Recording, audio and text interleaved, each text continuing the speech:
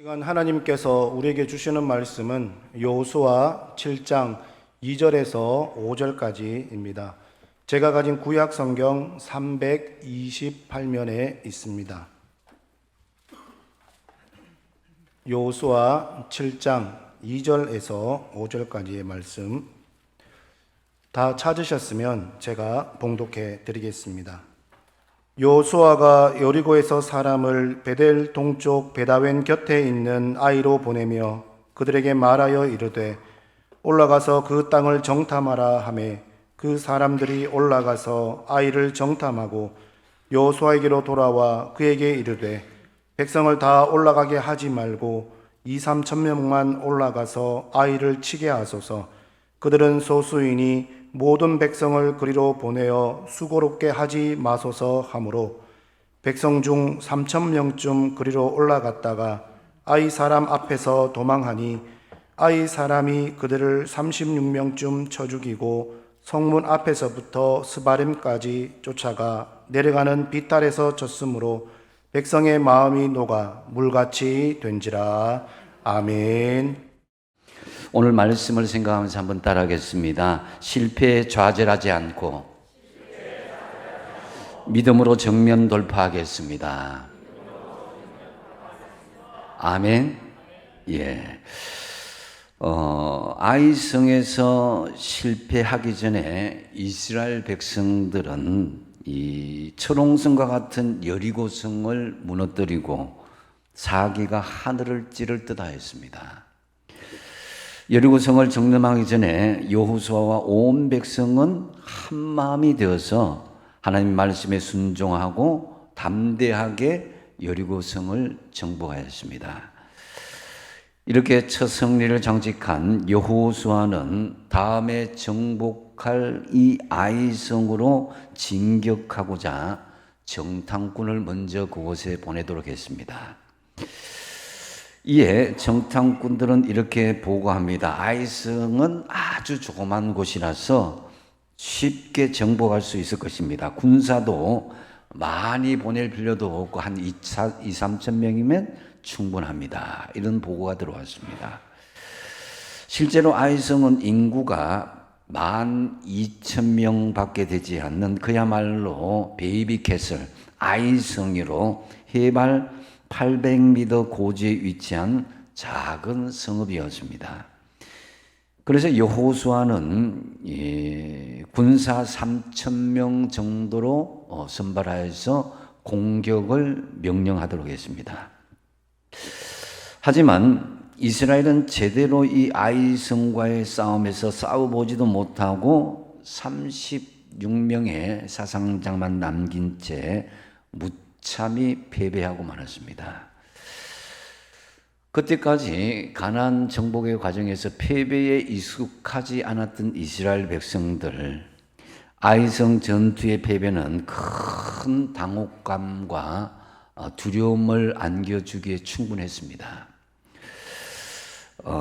명색이 하나님의 약속의 말씀을 받고 하나님의 선민 이스라엘 백성들이 이 가나안의 작은 이 아이성을 정복하지 못한 이 실패와 좌절, 그들에게 엄청난 충격으로 다가왔습니다.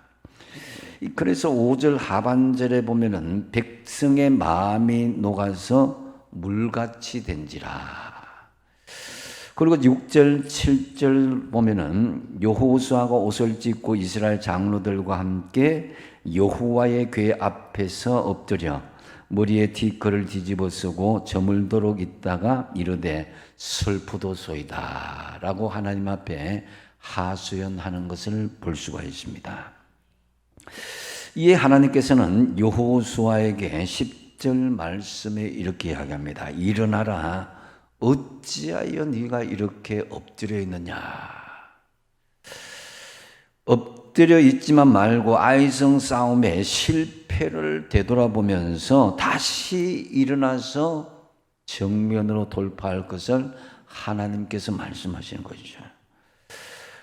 우리 인생은요, 살아가면서 성공만, 좋은 일만 있을 수는 없습니다. 때로는 실패도 경험하기도 하고 좌절을 경험하기도 하는 것이 우리 인생입니다. 그런데 실패는 우리가 망각하고 잊어버릴 것이 아니라 실수를 반복하지 않도록 하기 위해서는 그것을 뒤돌아보아서 다시 일어서서 돌파할 수 있는 기회로, 교훈으로 삼아야 할 것입니다. 실패 후에 다시 정면 돌파하기 위해서는요, 자신에 대한 이 믿음의 컨설팅을 해야 돼요. 믿음의 사람들 보면. 다시 말씀드려서 우리 자신에게 스스로 질문을 해보는 거예요. 무엇이 잘 되고 무엇이 잘못되었는가. 이렇게 그 원인을 살펴야 되는 것이다 라는 거죠. 유명한 발명가 에디슨이 이 전구를 발명했을 때에 5,000번이나 무려 실패를 했다고 그러죠. 유명한 이야기입니다. 그래서 기자가 5,000번이나 실패하기까지 낙심하지 않았느냐 이렇게 물어봤을 때 에디슨이 이야기한 것이 유명하죠. 나는 5,000번을 실패한 것이 아니라 안 되는 방법 5,000가지를 알게 되었습니다 라고 이야기했다는 것입니다. 우리가 이처럼 밝은 세상에서 지낼 수 있게 된 것은 에디슨이 항상 실패할 때에 자문하고 스스로 그 문제점을 해결해 나가는 결과로 우리가 밝은 이 전등 아래에 있게 된 것이다 라고 할 수 있습니다. 실패는 누구든지 얼마든지 할 수 있습니다. 그런데 실패 이후에 믿음의 성도들의 믿음의 자세가 어떠냐에 따라서 삶의 질과 방향은 달라질 것입니다.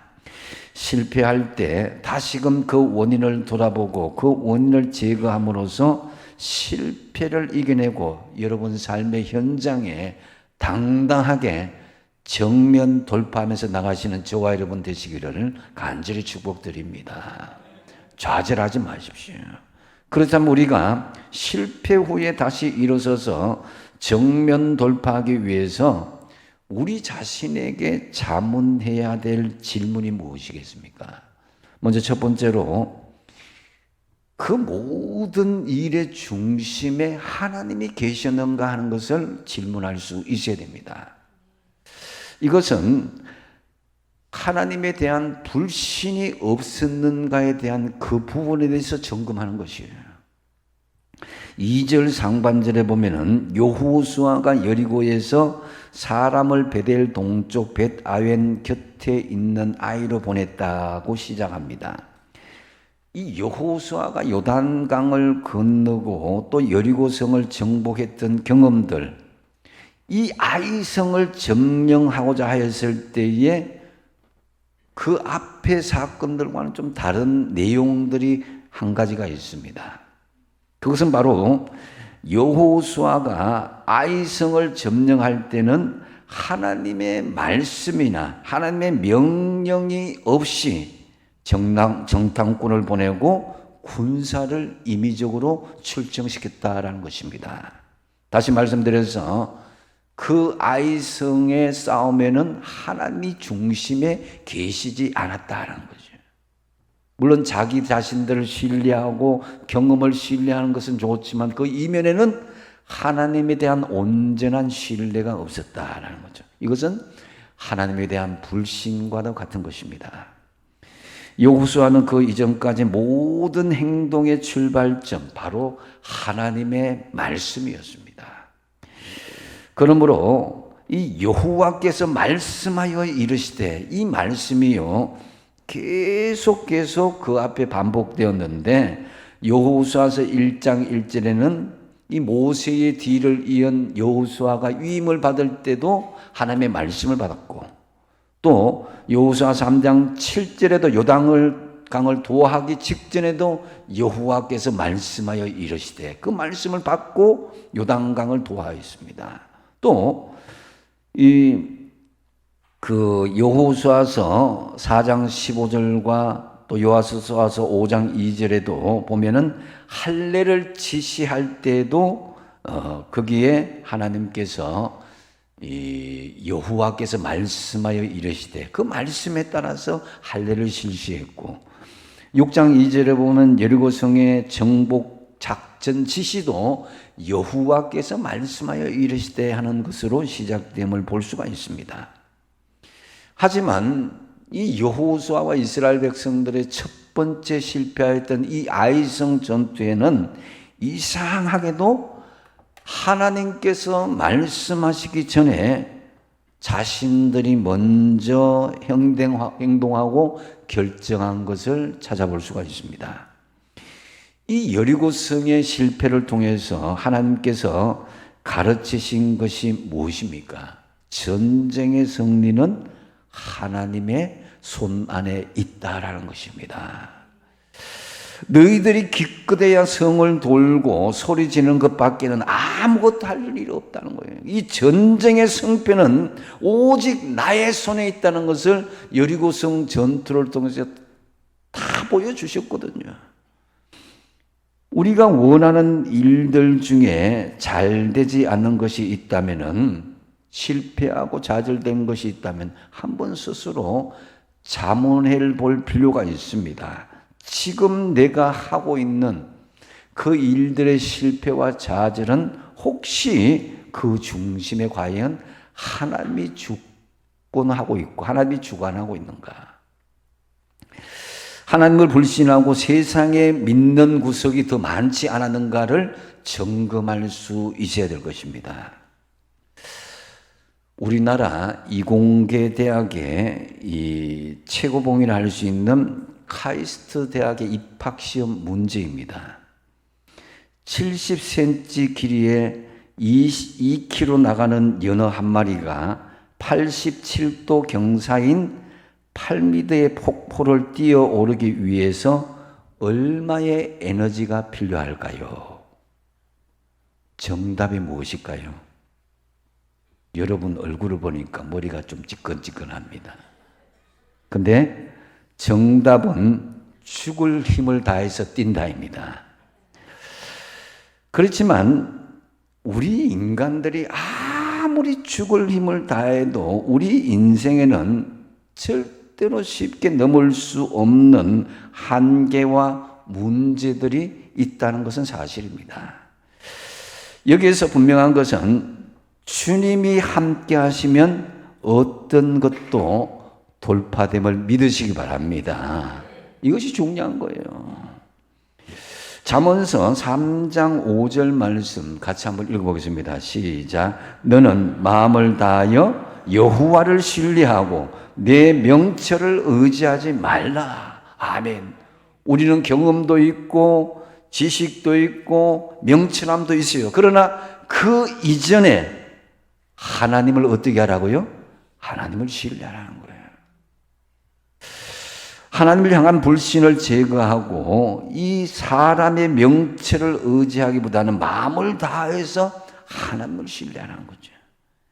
실패는 누구든지 할 수 있습니다. 하지만 내가 하나님을 불신하고 나를 믿고 세상의 어떤 것을 믿고 삶의 중심이 하나님이 계시지 않는다면은 다시 되돌아보고 돌이키고 우리는 반성할 수 있어야 된다는 거죠. 본문 2절에서 4절까지를 보면은 이 중요한 전투를 앞두고 여호수아가 하나님께 물은 기록, 하나님께 기도한 기록이 없어요.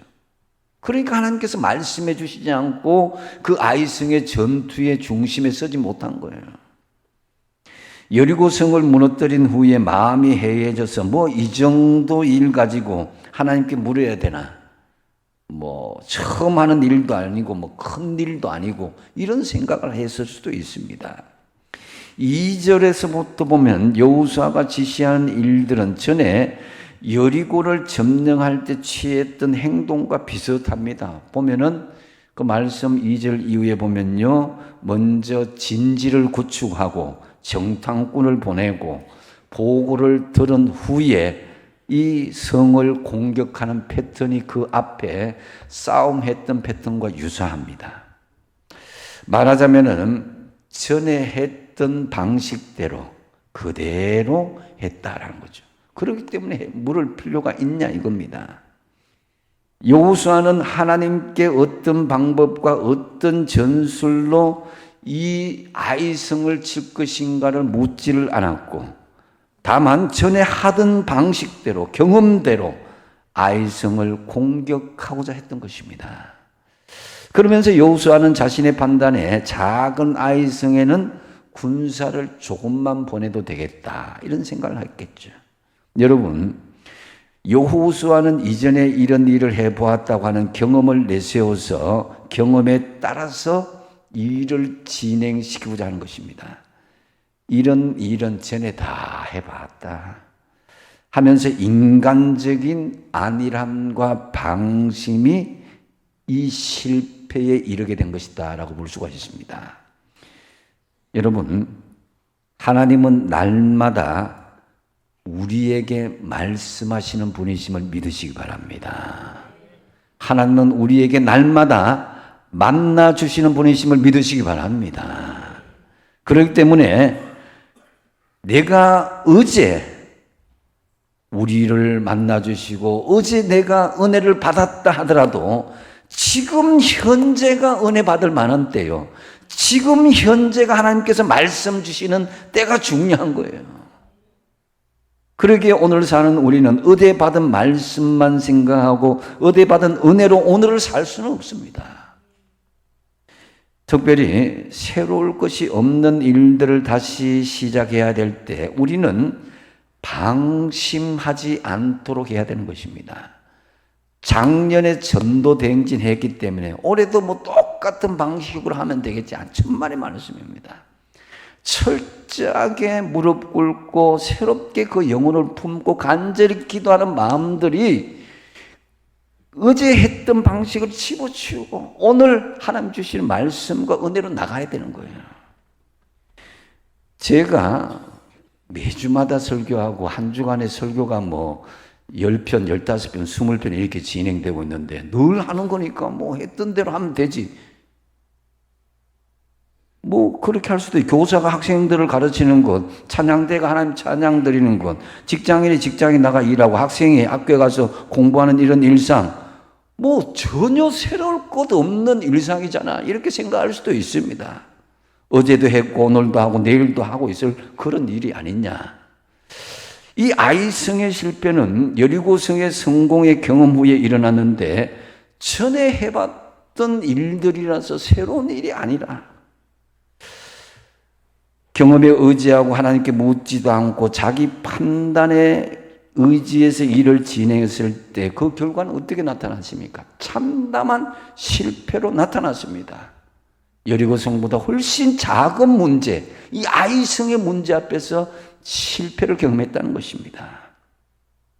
목회자가 처음 설교할 때 그 간절함이 날마다 그렇기 때문에 유지될 수 있어야 되고, 교사가 참 두렵고 떨리는 마음으로 교단에 섰던 그때 그 마음대로 간직할 수 있어야 되고, 찬양대가 집사님이, 장로님이, 권사님이 참 세움 받았을 때에 그 감동, 그 겸손, 그 간절함이 그대로 유지될 수 있어야 되고, 전도할 때도 온전히 하나님 아니면 할 수 없습니다. 제가 어떻게 할 수 있습니까? 경험을 의지하지 않고 하나님의 은혜를 바라고 하나님께 동행하기를 원하는 그 마음이 유지할 수 있다면 하나님의 역사는 이루어지리라고 믿습니다. 여러분의 삶의 모든 중심에 하나님이 계신다는 이런 생각을 가지고 인간적인 어떤 경험이나 세속적인 불신에 죄를 버리고 모든 일에 하나님을 중심으로 삼으시는 저와 여러분 되시기 바랍니다. 단 두 번째로, 실패 후에 자문해야 될 두 번째는 나는 작은 일에 소홀한 적이 없는가입니다. 이 교만한 죄를 점검해 볼 수 있어야 된다는 거죠. 이 3절의 아이성을 정탐한 사람들이 여호수아에게 이렇게 고백하죠. 보고를 합니다. 백성을 다 올라가게 하지 말고 이 3,000명만 올라가서 아이를 치게 하소서. 그들은 소수이니 모든 백성을 거리로 보내어 수고롭게 하지 마소서. 이 정탐꾼들의 보고에는 자만과 교만이 서려져 있음을 볼 수가 있습니다. 백성을 다 올라갈 필요가 없고 한 번에 다 칠 수 있다고 하는데 그것도 소수니까 한 2, 3평 정도만 하면 됩니다. 이렇게 보고하는데 한마디로 그 전쟁 별거 아니다 이 생각한 거예요. 그도 그럴 것이 지금 이스라엘의 군사는 60만입니다. 근데 아이성의 주민은 12,000명, 장정만 따지면 한 2, 3천 명밖에 되지 않은 엄청난 차이가 있기 때문에 그냥 우리 힘으로 가능하다 이렇게 생각한 거예요. 하지만 아이성은 이 비탈진 곳에 있습니다. 그래서 우리가 전쟁할 때 고지 높은 곳을 탈환하는 것, 이 평지에서 싸운 것보다는 한 서너 배 이상 이렇게 힘이 더 필요한 것을 우리가 알 수가 있습니다. 이란 아이성을 치러 가는데 2, 3천 명만 데리고 가도 되는 생각을 가지고 그렇게 수고하지 않아도 된다는 보고하는 것은 작은 일에 소홀하는 이 교만한 태도를 볼 수가 있습니다. 지난 8월 초인가요? 이 인천의 한 아파트에서 전기 자동차 발화 사고가 나서 그 아파트 지하 주차장에 있는 140여 대 이상이 되는 이 차량이 전소되거나 걸리는 등의 큰 피해를 입었습니다. 그런데 우리나라에서 그런 사건이 잘 날 수가 없거든요. 중국은 뭐 그럴 수도 있지만. 그런데 그 원인을 조사해 보니까 아주 작은 대응을 소홀히 한 결과로 그 큰 불을 키웠다는 거예요. 화재가 나자 화재 경보가 울리잖아요. 그죠? 울리는데 그 직원이 스프링클러가 작동하지 않도록 정지 버튼을 눌러버렸다는 거예요. 울리자마자. 뭐 그런 일이 종종 날 수도 있죠. 근데 이 화재가 났을 때를 위해서 설치한 스프링클러를 가장 필요할 때에 그 소용이 없어지게 된 거예요. 아마도 오작동을 인해서 귀찮아했을 것이다 하는 생각이 들지만은 화재가 난 지 불과 5분이 지난 뒤에 이제 그 상황의 심각함을 인지하고 다시 스프링클러를 가동하는 그 버튼을 눌렀지만 이미 선로가 다 타버린 거예요. 그 불을 잡을 수가 없었다는 거죠. 그래서 작은 일이 아닐 수도 있다는 거죠. 엄청나게 큰 일을 이룰 사람들이 사실 너무나 소소하고 작은 일 때문에 우습게 그 인생을 마감한 사람들이 적지 않게 있습니다. 마케도니아의 알렉산더 대왕 3개 대륙을 33살의 나이에 정복한 위대한 왕이었습니다. 그 알렉산더 대왕이 그 파티를 하다가 어떻게 죽었느냐? 작은 모기에 물려서 고열로 죽고 말았습니다. 로마의 황제였던 클라우디우스는 깃털의 목에 걸려서 질식사했고 아놀도 베네트라는 영국의 유명한 소설가는 이 파리의 물이 해롭지 않다는 것을 강연하는 도중에 마신 물 그 안에 장티부서균으로 말미암아서 그는 죽고 말았습니다. 작은 일을 무시하지 마십시오. 한번 따라하겠습니다. 겸손하게 작은 일에 최선을 다하겠습니다. 아멘. 자, 마태복음 25장 5절에 예수님께서 말씀하시는데요. 착하고 충성된 종아, 내가 어떤 일에 충성하였으며 적은 일에 충성하였으며 내가 많은 것을 내게 맡기려니 내 주인의 잔치에 즐거움에 참여할지어다 그랬습니다. 여러분, 충성된 사람이 어떤 사람이냐? 큰 일, 대단한 일, 남들이 알아주는 일이 아니라 주님 보시는 것은 내 삶의 소소하고 일상적인 작은 일, 거기에 충성하는 사람이 진짜로 충성한 사람인 것을 주님께서 인정하신 거예요. 우리는 지금 영적인 전쟁 중에 있는 사람들입니다. 우리가 어떤 큰 일을 당할 때는 하나님 앞에 나오고 하나님을 의지하고 하나님께 간절히 기도하고 최선을 다해서 그 문제를 극복하고 돌파하려고 그렇게 힘쓰는데, 근데 문제는 사소한 일에서 방심하다가 넘어지고 실패하는 경우가 의외로 너무 많다는 거예요.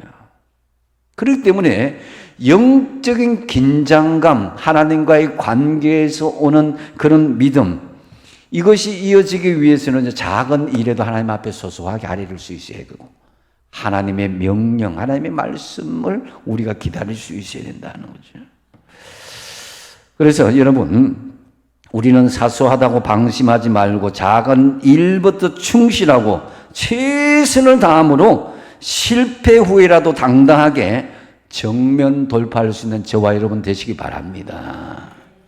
세 번째로 이제 실패한 후에 이제 자문해야 될 세 번째는 남의 눈을 속인 죄가 나에게 없는가라는 것입니다.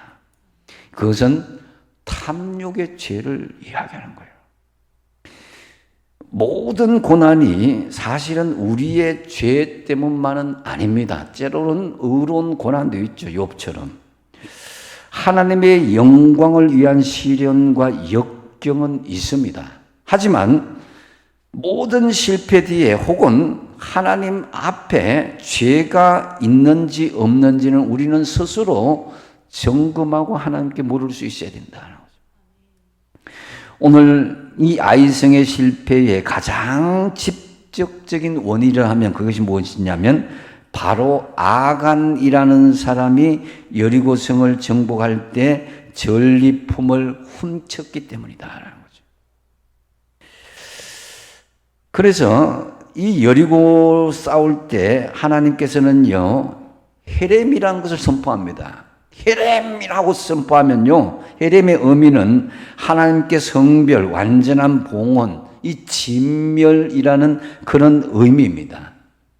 이 헤렘의 선포에 대해서 말씀하고 있는데요, 여호수아서 6장 21절에 그 성 안에 있는 모든 것을 온전히 바치되 남녀노소와 소와 양과 나귀를 칼날로 멸하리라 그랬습니다. 적군의 사람이든 가축이든 재물이든 모두 진멸하는, 하나님께 바쳐진 것을 헤렘이라고 하는데, 헤렘으로 바쳐진 모든 것은 바로 하나님께 소유권이 있다라는 거죠. 사람이 건드려서는 안 됩니다. 그래서 성전, 홀리워라고 그러는데 이 하나님의 성전이 그만큼 무섭습니다. 육적인 싸움이 아니라 영적인 싸움으로 보는 거거든요. 선과 악의 싸움. 그래서 왕부터 아기, 여자, 노인, 짐승까지 진멸하는 무서운 싸움입니다. 그렇기 때문에 성전, 헤렘을 선포하고 오는 이스라엘을 보면 주변의 나라들이 굉장히 겁을 먹고 있는 거죠. 지금 이스라엘도 보면은 지금 헤렘의 정신으로 싸우고 있는 것 같습니다. 어쨌든 간에 그럼에도 아가는 이 헤렘의 성물의 탐욕을 품고 외투와 은금을 훔쳐서 자신의 장막 속에 은밀하게 감춰둡니다. 이 탐욕을 부린 아간 때문에 아이성의 패배를 불러왔고 온 이스라엘이 공경에 빠졌습니다. 하지만 아간은 끝까지 자신이 범한 탐욕의 범죄를 숨기는 거예요. 아이성의 실패는 내 책임이 아니다. 우리가 방만하게 준비하지 못했다, 이렇게 생각할 수도 있어요. 사람들은 죄를 지으면 아무도 나의 숨겨진 죄를 모를 것이라고 생각하지만요, 항상 둘은 보게 되어 있습니다. 하나는 나의 양심이 나를 바라보게 되어 있고, 또 하나는 하나님께서 나를 보고 계신다는 거예요. 자신의 양심은 속일 수 있다고 칩시다. 하지만 하나님은 속일 수가 있겠습니까? 결코 그럴 수 없습니다. 다윗도 훗날 하나님은 결코 속일 수 없다는 것을 알았을 때에 시편 139편 2절 4절에 이렇게 고백하고 있습니다. 같이 한번 읽어보겠습니다. 시작. 주께서 내가 앉고 일어섬을 아시고 멀리 있어도 나의 생각을 밝히 아시오며 나의 모든 길과 내가 눕는 것을 살펴보셨으므로 나의 모든 행위를 익히 아시오니 여호와여 내 혀의 말을 알지 못하는 것이 하나도 없으시니이다. 아멘. 무소부재하시고 전지전능하신 하나님께서는요, 매 순간마다 우리가 생각하고 말하고 행동하는 모든 것을 아시는 거예요. 우리는 잊어버리고 우리는 깨닫지 못하는 것까지도 하나님 아시는 거예요. 우리가 이 사실을 잊어버릴 때 우리는 하나님 앞에 범죄할 수 있습니다. 아간은 장막 가운데 탐욕에 눈이 멀어서 훔친 것을 땅에 파묻고 감추면 다 모를 줄 알았습니다. 그렇지만 이스라엘 백성을 모으고 죄인을 색출할 때 맨 처음에 뭐예요? 12집 앞에 어떤 집하냐, 어떤 족속이 있냐, 어떤 가족이 있냐, 그 남자냐 제비를 뽑을 때 바로 아간 자신이 제비가 뽑혔습니다. 여러분, 어쩌면 아간은 그렇게 생각할 수도 있었죠. 60만 대 1. 내가 뽑힐 확률은, 내가 찾아낼 확률은 극히 희소하다 이렇게 생각할 수도 있었습니다. 그러나 아무도 모를 것이라고 자기 양심까지 속일지는 몰라도 하나님은 아신다는 거예요. 결국 아간의 범죄가 밝혀지면서 그 결과가 어떻게 됐습니까? 자기가 훔친 것만 빼앗긴 것이 아니라 7장 24절에서 26절에 보면 엄청난 형벌을 합니다. 은금과 외투뿐만 아니라 아들, 딸, 소들, 나귀, 양들, 장막과 그에게 속한 모든 사람들까지 아골 골짜기로 끌고 가서 돌로 치고 불사른 것입니다. 그게 아골 골짜기 빈들이다 이렇게 나온 말인 거예요. 여기서 우리가 눈여겨볼 것은요, 아간은 가난한 사람이 아니었다는 거예요. 아간은 나름대로의 소와 나귀, 양과 가축을 소유하였던 부유한 사람에 속한 사람이었습니다.